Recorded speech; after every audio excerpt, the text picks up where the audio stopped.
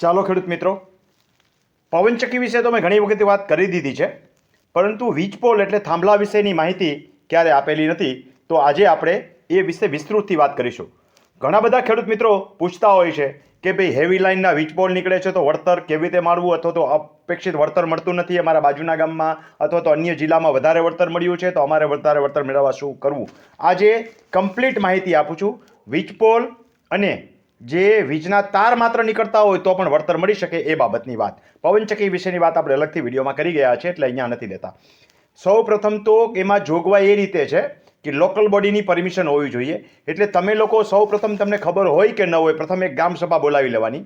ગ્રામસભા special હેતુથી બોલાવી શકાય. 10 ખેડૂતો સહી કરીને આપી દો એટલે ગ્રામસભા અઠવાડિયામાં બોલાવવામાં આવશે. સરપંચને કહો અને મંત્રીને આપો નકલ અને કોશી લઈ દેવી. ગ્રામસભાની અંદર વિષય જે છે ખાસ એટલો જ રાખવાનો છે, નકારનો નથી રાખવાનો.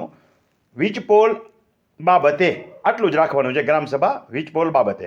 હવે વીજપોલ અને વીજના તાર જેટલાને ઇફેક્ટેડ હોય ન ઇફેક્ટ હોય બધાને સમજાવો અને ગ્રામસભાની અંદર ઠરાવ પસાર કરો કે વીજપોલની મંજૂરી આપણે આપતા નથી. બસ આટલી જ જરૂરી છે. તમે ઠરાવમાં જે લખો તે વીજપોલ અને તાર માટેની મંજૂરી ગ્રામસભામાંથી આપવામાં આવતી નથી અને સર્વાનુમતે આ ઠરાવ બહાલ રાખવામાં આવે છે. પતી ગયું.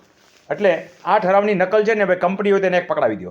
તથા સરકારમાં મામલતદાર, એસડીએમ સાહેબ, સબ ડિવિઝનલ મેજિસ્ટ્રેટ એટલે પ્રાંત, અને કલેક્ટર એટલે ડીએમ ડિસ્ટ્રિક્ટ મેજિસ્ટ્રેટને આપી દો તમે. પતી ગયું. આ મુખ્ય બાબત આટલી થઈ. હવે 5 બાબતો બીજી બહુ અગત્યની છે. તમને વધારે રકમ મેળવવા માટે થઈ અને આ વસ્તુ કામ આવશે એટલે ઉપયોગી માહિતી કમ્પ્લીટ આપું છું. આ માહિતી મારી પાસે સંકલિત માહિતી નહોતી, એટલે પાલભાઈ આંબલિયાનો હું આભાર માનીશ કે એમના એક પ્રોગ્રામની અંદર સુરતથી જયેશભાઈ પટેલ પધારેલા. એમની પાસે જબરદસ્ત નોલેજ છે, જબરદસ્ત. કરોડોની અંદર એમણે ખેડૂતોને વળતર અપાવ્યું છે. એટલે આ માહિતીનો શ્રેય હું જયેશભાઈને આપીશ, કારણ કે મારી પાસે સંકલિત આખી માહિતી એમના થકી મળેલી છે. તો સૌ પ્રથમ તો આપણે મૂળ વાત ઉપર આવીએ કે કંપનીને લોકલ ઓથોરિટીની પરમિશન લેવાની હોય છે. લોકલ ઓથોરિટી એટલે ગામ હોય તો ગ્રામ પંચાયત, નગરપાલિકા હોય તો નગરપાલિકા, અને મહાનગરપાલિકા એટલે કોર્પોરેશન હોય તો કોર્પોરેશન. આપણે અત્યારે ગ્રામની વાત કરીએ છીએ તો ગ્રામ પંચાયતમાં આપણે ઠરાવ થકી વિરોધ કરી લેતો એટલે પહેલાં એની પાસે માગવાનું કે લાવો ભાઈ લોકલ બોડીની પરવાનગીની નકલ આપો. પછી CRCS નામના કાયદાની અંદર એમને મંજૂરી લીધેલી હોય છે એટલે મંજૂરીનો લેટર માગવાનો કે કેન્દ્ર સરકારની મંજૂરીનો લેટર આપો. પછી અન્ય વૈકલ્પિક રૂટ અંગેની તપાસ કરવાની હોય છે. ઘણી વખત રાજકીય દબાવ અન્ય વ્યક્તિઓ દ્વારા થઈ અને રૂટને લાંબો કરી નાખવામાં આવ્યો હોય અને તમારા ખેતરમાંથી આ રૂટ નીકળતો હોય, એટલે વૈકલ્પિક રૂટ અંગેનો એની પાસે મેપ હોય. એ મેપની નકલ આપણે ઓફિશિયલ માગી શકીએ. ટેલિગ્રાફિક એક્ટ જે છે આમ તો રદ થઈ ગયેલો છે પણ હજી રાજ્ય સરકારમાં એ ચાલે છે. તો ટેલિગ્રાફિક એક્ટની કલમ 164 નીચેની કાર્યવાહી કરવા માટે રાજ્ય સરકારની મંજૂરી એની પાસે લેટર હોવો જોઈએ અને આપણે આ લેટર માગવાનો. એવી જ રીતે ગેઝેટની નકલ હોય અને ગેઝેટની નકલ અને જાહેર ખબર એને પેપર્સની અંદર આપેલી હોય એમાં તમારા સર્વે નંબર હોવા જોઈએ, એની નકલ માગો. આટલું થઈ જાય એટલે આમાંનું કાંઈ લગભગ નીકળશે નહીં એની પાસે. જો આમાં ખામી હોય તો કલેક્ટરને રજૂઆત કરો. આ બધી બાબતની શક્ય હોય તો જ્યારે કંપની સાથે વાત કરતા હોય ત્યારે વિડીયો શૂટિંગ ઉતારી લો. હવે તમે કલેક્ટરને મળવા જાઓ છો કે એસડીએમને, ડીએમને, એ ખાસ ધ્યાનમાં રાખજો. અત્યારે તમે કલેક્ટરને મળવા જાઓ છો એટલે આવેદનપત્ર આપો ગામની વ્યક્તિઓ વ્યવસ્થિત તૈયાર કરીને કે ભાઈ પંચાયતનો લોકલ બોડીનો આની પાસે પરવાનગી નથી અથવા પરવાનગી હતી તો ગ્રામસભામાં ઠરાવ પસાર કરી અને અમે આનો વિરોધ કરીએ છીએ. એટલે વીજપોલ ને ઉપલે હેવી તાર જે નીકળે છે એ અમને નડતરરૂપ છે માટે અમને માન્ય નથી. કંપની પાસેથી CRC એક્ટ નીચેની મંજૂરીનો લેટર અમને માગતા બતાવવામાં આવેલો નથી. વૈકલ્પિક રૂટનો મેપ અમને બતાવવામાં આવેલો નથી. ટેલિગ્રાફી એક્ટની કલમ 164 નીચેની કાર્યવાહી કરવા માટે સરકારશ્રીનો મંજૂરી લેટર અમને બતાવેલો નથી કે આપવામાં આવેલો નથી. અને ગેઝેટની નકલ અને જાહેર ખબર પછી તે સર્વે નંબર સાથે અમારા ગામના આ સર્વે નંબરોનો જે જાહેર ખબર પણ નથી, આટલું એની પાસે માગો.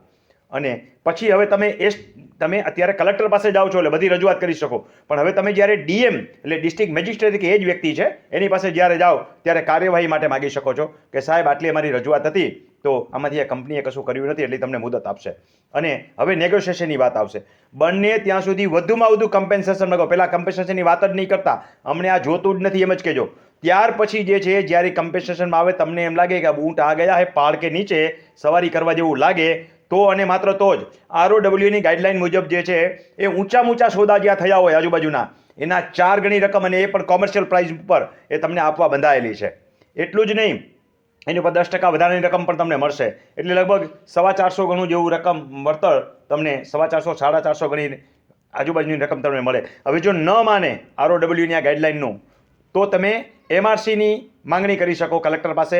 એટલે માર્કેટ રેટ માટેની કમિટી, માર્કેટ રેટ કમિટી જે છે એ ડિસ્ક્રિબેટર રેટ કમિટી છે, એટલે એની પાસે તમે જે છે એ 3 વ્યક્તિ હશે, સરકારનો પ્રતિનિધિ, કંપનીનો પ્રતિનિધિ અને ખેડૂત એના પ્રતિનિધિ, એને એ કમિટી માગી શકો. તમને જો આટલાથી સંતોષ હોય તો રકમ સ્વીકારી લો, ન સંતોષ હોય તો તમારી પાસે અંતિમ ઉપાય વધે છે અને એ છે કાનૂન ઉપાય, એટલે સિવિલ કોર્ટમાં જવાનો. તમારા ડિસ્ટ્રિક્ટની અંદર તમે સિવિલ કોર્ટની અંદર દાવો દાખલ કરી શકો છો અને આના માટે થઈ અને હવે તમારે વકીલ રાખવા પડશે. આટલી જે કંઈ કાર્યવાહી મેં તમને કીધી એ વકીલ રાખ્યા વગર તમે કરી શકશો. એટલે KPS 3 નીચેની આખી પિટિશન દાખલ થાય તો તમને વધુમાં વધુ વળતરની આ જોગવાઈ છે ત્યાં સુધી પહોંચવું જ નહીં પડે. ત્યાં સુધી તમારું મનપસંદ વળતર જે છે કંપની આપવા તૈયાર થઈ જશે. ખાલી વીજપોલ માટે જ નહીં, તમારે ઉપરથી તાર નીકળતા હોય તો પણ થાય. તમે યાદ રાખજો, સીધી વળતરની વાત નહીં કરતા. પ્રથમ કંપનીને એ જ કહેજો કેબલ નાખો. બાજુમાં મહારાષ્ટ્રની અંદર કેબલ નખાય છે, બાજુમાં રાજસ્થાનની અંદર કેબલ નખાય છે. આ આખી જોગવાઈ જે છે ROCની ગાઈડલાઈન એ પણ રાજસ્થાનની છે. એવી જ રીતે સાઉથના રાષ્ટ્રોની અંદર જે છે પણ કેબલ નાખવામાં આવે છે. એટલે કેબલની માંગણી કરો, કેબલ કંપનીને નહીં પોહાય એટલે રકમ આપવા તૈયાર થઈ જશે. અને ખાલી તમારે એકમાં કેબલ નહીં નાખે, આખી થાંભલાની લાઈન આવતી હોય તો થાંભલાની લાઈન કાંઈ આખી રદ કરીને કેબલ ન નાખે, એટલે તમને ટૂંકમાં ઊંચું વળતર મળી જશે. તો આટલું હતું ખેડૂતોના હિતાર્થે આ માહિતી હું આપું છું.